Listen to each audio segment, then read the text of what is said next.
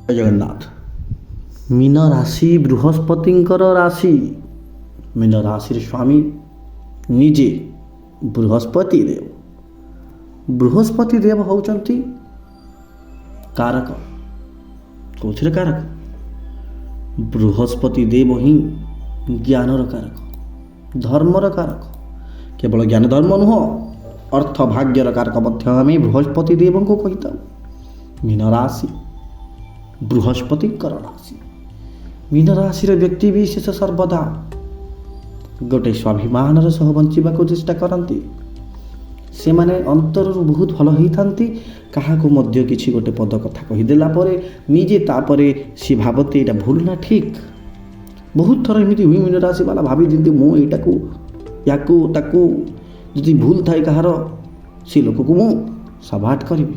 କିନ୍ତୁ ଏମିତି ସମୟ ଟାଇମ୍ ଆସେ ତାକୁ ସେମାନେ କ୍ଷମା ଦେଇ ଦିଅନ୍ତି। ବୃହସ୍ପତି ଦେବଗୁରୁ ତାଙ୍କ ଆଦର୍ଶରେ ଏହି ରାଶିଟି ବିରାଜମାନ। 2026 ମୀନ ରାଶି। ମୀନ ରାଶିର 7.5 ମଧ୍ୟ ଚାଲୁ ରହିଛି, ଯେଉଁ 7.5 ପାଇଁ ସିଏ ବହୁତ କଷ୍ଟ, ଜଞ୍ଜାଳ, ଦୁଃଖ, ଦୁର୍ଦ୍ଦଶା ଏବଂ ଅତ୍ୟଧିକ ଭାରସାମ୍ୟ ନିଜର ହରାଇ ଦେଇଛନ୍ତି। ମୀନ ରାଶି, ସେଇ ମୀନ ରାଶି 2026ରେ କେମିତି କଟିବ ଆଲୋଚନା କରିବା। ଆଲୋଚନା ଚକ୍ରକୁ ଆସିବା ଆଗରୁ ଆଉ ଗୋଟେ କଥା କହୁଛି, ମୁଁ ଆପଣଙ୍କୁ ଏଇ ଯେଉଁ କୁଣ୍ଡଲି ଦେଖାଉଛି, ଦେଖନ୍ତୁ ଏଇଟା ହେଉଛି ମୀନ ରାଶିର କୁଣ୍ଡଲି। 2026 ବର୍ଷ ଆମର ନୂଆ ବର୍ଷ ଯେଉଁ ଆରମ୍ଭ ହେବ, ଓଡ଼ିଆ ନୂଆବର୍ଷ ମାର୍ଚ୍ଚରୁ, ଏଇଟା ହେଲେ ଆମ ଇଂରାଜୀ ନବବର୍ଷର ଶୁଭାରମ୍ଭ। ତ ଇଂରାଜୀ ନବବର୍ଷ ଅନୁସାରେ, ଆପଣମାନଙ୍କ ଗୋଚର ଅନୁସାରେ, ଆପଣମାନଙ୍କର କୁଣ୍ଡଲି ଅନୁସାରେ ଆମେ ଆଜି ଆପଣମାନଙ୍କର 2026 ବର୍ଷଟି କେମିତି ଯିବ ଆଲୋଚନା କରିବା। ଦେଖନ୍ତୁ ଆପଣଙ୍କ କୁଣ୍ଡଲି। ପ୍ରଥମରୁ ଆପଣ ଗୋଟେ ବହୁତ ବଢ଼ିଆ ଜିନିଷ ମୁଁ ଦେଖେଇଲି। ଶନିଦେବ କିଏ? ନ୍ୟାୟର କାରକ, କର୍ମର ଦେବତା। 12ତମ ରାଶିରେ ଲଗ୍ନରେ ଶନିଦେବ। ଲଗ୍ନରେ ଶନିଦେବ ଆସିଲେ ଅର୍ଥାତ୍ ଆପଣଙ୍କ ଲଗ୍ନରେ ଥିଲେ 7.5ର ଯେଉଁ ଦ୍ୱିତୀୟ ସୋପାନଟିରେ ଗତି କରୁଛି ମୀନ ରାଶି। ନିଜକୁ ସେ ବହୁତ, ଆପଣ ଦେଖିବେ ଏଇ ଯେଉଁ ବର୍ଷେ ହେଲା ଆପଣଙ୍କୁ ବହୁତ କିଛି ଶିକ୍ଷା ଦେଇଛି। ପ୍ରେମ ସମ୍ପର୍କରେ ଧୋକା, ସ୍ୱାମୀ ସ୍ତ୍ରୀଙ୍କ ମଧ୍ୟରେ ଫାଟ, ଘରର ନିଜ ଲୋକ ମଧ୍ୟ ଆପଣଙ୍କୁ ଅତ୍ୟଧିକ କଷ୍ଟ ଦେଇଛି। କିଏ ଜଣେ ଆପଣଙ୍କ ଘରର ଲୋକ ଆପଣଙ୍କ ବିରୁଦ୍ଧରେ ମଧ୍ୟ କାର୍ଯ୍ୟ କରିଛି, ଆପଣ ଦେଖିବେ ମୀନ ରାଶି ବାଲା। ମୀନ ରାଶି କିନ୍ତୁ 2026ରେ ଆପଣ ଆଉ ଫସିଯିବାର କାର୍ଯ୍ୟ କରିବେନି। ଏଥର ଆପଣ ନିଜକୁ ଉଠେଇବେ। ଆମେ ଯଦି ମୀନ ରାଶିର କଥା ଆଲୋଚନା କରିବା, ସେମିତି ସ୍ୱାସ୍ଥ୍ୟ କଥା 2026ରେ କେମିତି ରହିବ, ନିଶ୍ଚିତ ଭାବରେ ମୀନ ରାଶି ସ୍ୱାସ୍ଥ୍ୟ କ୍ଷେତ୍ରରେ ଦେଖିବାକୁ ଗଲେ ଆମେ ଏଟାକୁ ଆଭରେଜ୍ ବୋଲି ଧରିବା। କାରଣ ଆପଣଙ୍କର ଥଣ୍ଡା ଜନିତ, ପେଟ ଜନିତ ପ୍ରୋବ୍ଲେମ୍ ନିହାତି ଭାବରେ, ନିଶ୍ଚିତ ଭାବରେ, ଲିଭର ଜନିତ, ଡାଇବେଟିସ୍ ଜନିତ, କୋଲେଷ୍ଟ୍ରୋଲ ଜନିତ, ଯେଉଁଗୁଡ଼ାକ ପାନକ୍ରିଆ ଜନିତ, ପେଟ ଜନିତ କିଛି ପ୍ରୋବ୍ଲେମ୍ ଯେଉଁ ନିଶ୍ଚିତ ଭାବରେ ଏ ବର୍ଷ ବି ଆପଣଙ୍କର ରହିବ।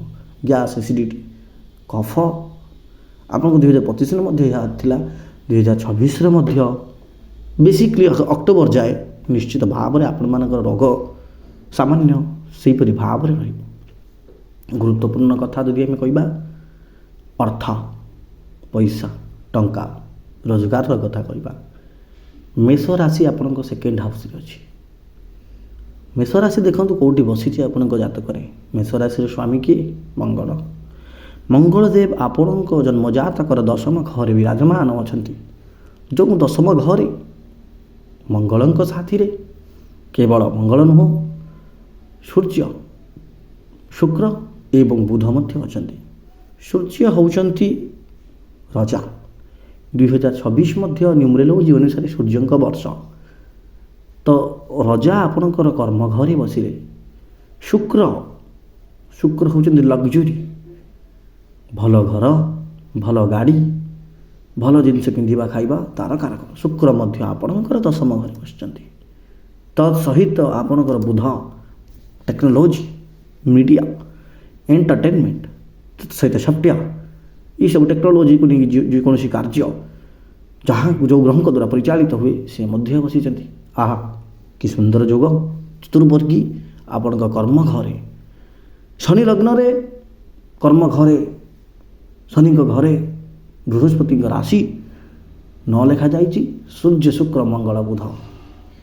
ନିଶ୍ଚିତ ଭାବରେ ମୀନ ରାଶି ଜାତକ 7.5 ଥିଲେ ମଧ୍ୟ ଆପଣଙ୍କର କର୍ମ ଖେଳ କ୍ଷେତ୍ରରେ ଅଲଗା ପ୍ରକାରର ପରିଚୟ ଆପଣ ସୃଷ୍ଟି କରିବେ।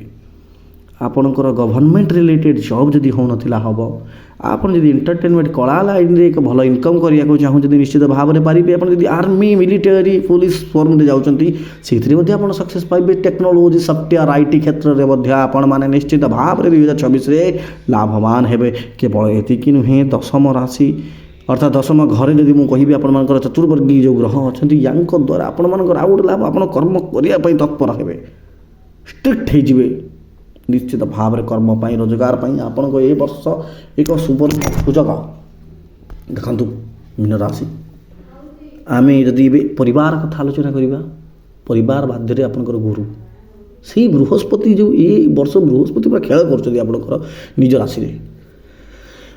ବୃହସ୍ପତି ଏଠି କ'ଣ କରୁଛନ୍ତି ନା ପରିବାରରେ ଆପଣଙ୍କର ଏଥର ଧର୍ମ କାମ, ଆପଣଙ୍କ ନିଜର ବାହାଘର ମଧ୍ୟ ଯୋଗ ଦେଖାଉଛି। ଯେଉଁମାନେ ଅବିବାହିତ ଅଛନ୍ତି ତାଙ୍କର ବାହାଘର ଯୋଗ ଦେଖାଉଛି, ଯେଉଁମାନେ ବିବାହ କରିନାହାନ୍ତି ସେମାନଙ୍କର ସନ୍ତାନର ଯୋଗ ମଧ୍ୟ ଦେଖାଉଛି। ନିଶ୍ଚିତ ଭାବରେ ଏହି ବର୍ଷ ମୀନ ରାଶିଙ୍କ ପାଇଁ ସୁନ୍ଦର ବର୍ଷ। କିନ୍ତୁ ସ୍ୱାସ୍ଥ୍ୟ କ୍ଷେତ୍ରରେ ମୁଁ ପୁଣି କହିବି ନିଶ୍ଚିତ ଭାବରେ ଉଣାଧିକ ଆପଣଙ୍କୁ କଷ୍ଟ ହୋଇପାରେ। ସ୍ୱାସ୍ଥ୍ୟ କ୍ଷେତ୍ରରେ ଆପଣଙ୍କୁ ଜଗି ରଖି ଚଳିବାକୁ ପଡ଼ିବ। ପତି ପତ୍ନୀ ପାର୍ଟନରସିପ୍ କଥା, ବିଜନେସ୍ ପାର୍ଟନର ବି କଥା ଯଦି ଆଲୋଚନା କରିବା, ଦେଖନ୍ତୁ ପତି ପତ୍ନୀଙ୍କ ମଧ୍ୟରେ ଏଠି ବହୁତ ବଢ଼ିଆ ସମ୍ପର୍କ ରହିବ। କିନ୍ତୁ ପତି ପତ୍ନୀଙ୍କ ମଧ୍ୟରୁ କାହାଙ୍କର ଗୋଟେ ହଠାତ୍ କି ଦେହ ଖରାପ ହୋଇପାରେ, ଯେଉଁଟା ଜୁଲାଇ ପରେ ଦେଖାଯାଉଛି। ପ୍ରାରମ୍ଭିକ ପର୍ଯ୍ୟାୟରେ ନହେଲେ ମଧ୍ୟ ପତି ପତ୍ନୀଙ୍କର କିଛି ନା କିଛି ଏ ବର୍ଷରେ ପ୍ରୋବ୍ଲେମ୍ ରହିବ, ସ୍ୱାସ୍ଥ୍ୟଜନିତ ପ୍ରୋବ୍ଲେମ୍ ରହିବ। କେବେ କେବେ ପତି ପତ୍ନୀଙ୍କ ଦୁଇ ଜଣଙ୍କର ଛୋଟ ମୋଟ ଝଗଡ଼ା ହୋଇପାରେ, ଯେଉଁ ଝଗଡ଼ାଟି ଆପଣଙ୍କର ଲାଇଫଷ୍ଟାଇଲକୁ ଏବଂ ଆପଣଙ୍କର ଜୀବନଯାପନକୁ କ୍ଷତି ପହଞ୍ଚାଇ ଦେଇପାରେ। ସେହିପରି ଭାବରେ ଏ ବର୍ଷ ଆପଣଙ୍କୁ ଏତେ କାମୟାବୀ ଦେବ। ଭାଗ୍ୟ ଭାବରେ ମଧ୍ୟ ମଙ୍ଗଳ, ଆଉ ମଙ୍ଗଳ ସେଇ ଦଶମ ଘରେ ବହୁତ ବଢ଼ିଆ। ବାସ୍ ଗୋଟେ କଥା ଆପଣଙ୍କୁ କହୁଛି, ସ୍ୱାସ୍ଥ୍ୟ ପାଇଁ ଏବଂ ବ୍ୟୟ ଜିନିଷ ଦେଖାଉଛି। ଆମେ ଯଦି ବ୍ୟୟ କଥା କହିବା, ବ୍ୟୟ ଭାବରେ ରାହୁ ଶନିଙ୍କ ରାଶିରେ କୁମ୍ଭ ରାଶିରେ, ଏହି ବର୍ଷ ଆପଣଙ୍କର ବ୍ୟୟ ବହୁତ ହେବ। ବ୍ୟୟ ମାନେ ଆପଣ ନିଜର ଯେଉଁ ଖର୍ଚ୍ଚ ତ ଆପଣ ତୁଲେଇବେ, ନିଜର ଘର ପାଇଁ ଖର୍ଚ୍ଚ ତୁଲେଇବେ, ତତ୍ ସହିତ ଆପଣ ସାଙ୍ଗସାଥି ଏଇସବୁ ଜିନିଷରୁ ଟିକେ ଏଥର ଦୂରି ରହିବେ ସତ, କିନ୍ତୁ ଯେଉଁ ସାଙ୍ଗସାଥି ମିଶିବେ ତା ପଛରେ ମଧ୍ୟ ପଇସା ଖର୍ଚ୍ଚ କରିବେ। ଏହି ବର୍ଷ ଆପଣମାନେ ବହୁତ ବ୍ୟୟ କରିପାରନ୍ତି, ନିଜର ଘର ପାଇଁ ବ୍ୟୟ କରିପାରନ୍ତି, ଅର୍ଥାତ୍ ନିଜ ଘରର କାର୍ଯ୍ୟ ପାଇଁ, ନିଜ ଗାଡ଼ି ପାଇଁ, ନିଜ ସଉକ ମେଣ୍ଟେନ୍ ପାଇଁ, ନିଜ ସଉକ ମେଣ୍ଟେନ୍ ପାଇଁ ଏ ବର୍ଷ ଆପଣ ପଇସା ଖର୍ଚ୍ଚ କରିପାରନ୍ତି। ଏଣ୍ଟରଟେନମେଣ୍ଟ କ୍ଷେତ୍ରରେ ଆପଣ ପଇସା ବହୁତ ଖର୍ଚ୍ଚ କରିପାରନ୍ତି। ତତ୍ ସହିତ ନୂଆ ଘର ଯଦି ଆପଣଙ୍କର ବନାଯାଏ ତେବେ ନିଶ୍ଚିତ ଭାବରେ ଏ ବର୍ଷ କମ୍ପ୍ଲିଟ୍ ହେଇଯିବ। କି ଯଦି କିଏ ବନେଇ ପାରୁନଥିଲେ ଏ ବର୍ଷ ନିହାତି ବନେଇବି। ମୀନରାଶି ପାଇଁ ବହୁତ ବଢ଼ିଆ ଟାଇମ୍ ଏଇଟା। ମୁଁ ତ କହିବି ମୀନରାଶି ସବୁଠୁ ସୁନ୍ଦର ରାଶି। ମୀନରାଶି ଆଧ୍ୟାତ୍ମିକତାର ରାଶି। ଟିକେ ନିଜର ସ୍ୱାଭିମାନ ଉପରେ କାମ କରନ୍ତି। ଏ ବର୍ଷ ଆପଣମାନଙ୍କୁ ଆହୁରି ବଢ଼ିଆ ଫଳ ମିଳିବ ଯଦି ଆପଣମାନେ ବୃହସ୍ପତିଙ୍କର ବୀଜ ମନ୍ତ୍ର ଓଂ ଗ୍ରାଂ ଗ୍ରିଂ ଗ୍ରୌଂ ସହ ଗୁରବେ ନମଃ ନିଶ୍ଚିତ ନିତ୍ୟ ଆପଣ ଯଦି ପାଠ କରିବେ, ତତ୍ ସହିତ ହନୁମାନଙ୍କର, ବଜରଙ୍ଗବାଲୀଙ୍କର 40 ପାଠ କରନ୍ତୁ। ମାତା ପାର୍ବତୀ, ପିତା ମହାଦେବ ତାଙ୍କ ନାମରେ ଆପଣ ଜୀବନଯାପନ କରନ୍ତୁ, ମନ୍ଦିର ଯାଆନ୍ତୁ। ନିଶ୍ଚିତ ଭାବରେ ଏ ବର୍ଷ ଆପଣମାନଙ୍କ ପାଇଁ ସନେ ପି ସୁହାଗା। ଆପଣ ନିଜର ଯଦି କୁଣ୍ଡଲି ଦେଖିବାକୁ ଚାହୁଁଛନ୍ତି ଆମ ସହିତ ଯୋଗାଯୋଗ କରନ୍ତୁ। ନିଶ୍ଚିତ ଭାବରେ ଆମେ ଆପଣଙ୍କର ଜାତକ ଦେଖି ଗୋଚର ରାଶିଫଳ ଅନୁସାରେ ଏବଂ ନିଜ ଜାତକର କୁଣ୍ଡଲି ଆନାଲାଇଜ୍ କରି ଆପଣଙ୍କର ପ୍ରତ୍ୟେକ ପ୍ରୋବ୍ଲେମକୁ ଆମେ ଦୂର କରିବାକୁ ଚେଷ୍ଟା କରିବୁ। ଜୟ ଜଗନ୍ନାଥ।